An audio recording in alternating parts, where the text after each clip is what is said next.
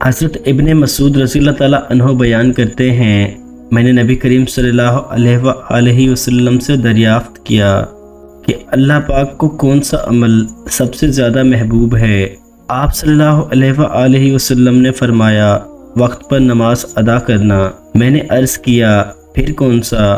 آپ صلی اللہ علیہ وسلم نے فرمایا، والدین سے اچھا سلوک کرنا۔ میں نے عرض کیا، پھر کون سا؟ آپ صلی اللہ علیہ وسلم نے فرمایا، اللہ کی راہ میں جہاد کرنا۔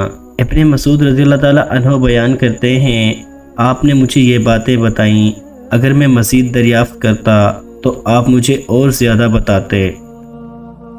حضرت ابو ہریرہ رضی اللہ تعالیٰ عنہ بیان کرتے ہیں کہ نبی کریم صلی اللہ علیہ وسلم نے فرمایا، رات اور دن کے وقت فرشتے یک کے بعد دیگرے تمہارے پاس آتے رہتے ہیں، اور وہ نماز فجر اور نماز عصر میں اکٹھے ہوتے ہیں۔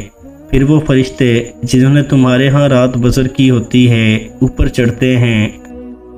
ان کا رب ان سے پوچھتا ہے، حالانکہ وہ ان کے متعلق بہتر جانتا ہے، تم میرے بندوں کو کس حال یعنی آخری عمل پر چھوڑ کر آئے ہو؟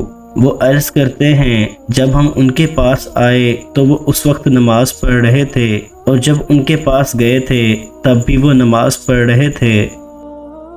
حضرت عبداللہ بن مسعود رضی اللہ تعالیٰ عنہ بیان کرتے ہیں کہ نبی کریم صلی اللہ علیہ وسلم نے فرمایا، ہمارا رب دو آدمیوں پر بہت خوش ہوتا ہے، ایک وہ شخص جو اپنے نرم اور گرم بستر اور اپنی چہیتیوں اہل و عیال میں سے اٹھ کر نماز پڑھتا ہے تو اللہ پاک فرشتوں سے فرماتا ہے، میرے اس بندے کو دیکھو کہ وہ میرے ہاں جو اجر و ثواب ہے اس کی رغبت اور میرے عذاب کے خوف کی وجہ سے اپنے نرم و گرم بستر اور اپنے چہیتیوں اور اہل و عیال سے الگ ہو کر نماز کے لیے اٹھا ہے۔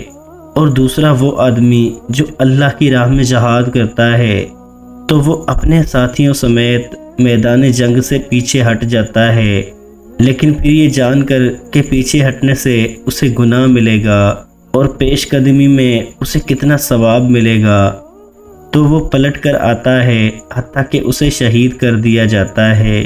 تو اللہ پاک فرشتوں سے فرماتا ہے، میرے اس بندے کو دیکھو کہ وہ مجھ سے ملنے اور اجر و ثواب کی رغبت اور میرے عذاب کے خوف کی وجہ سے پلٹ کر آیا تاکہ اسے شہید کر دیا گیا۔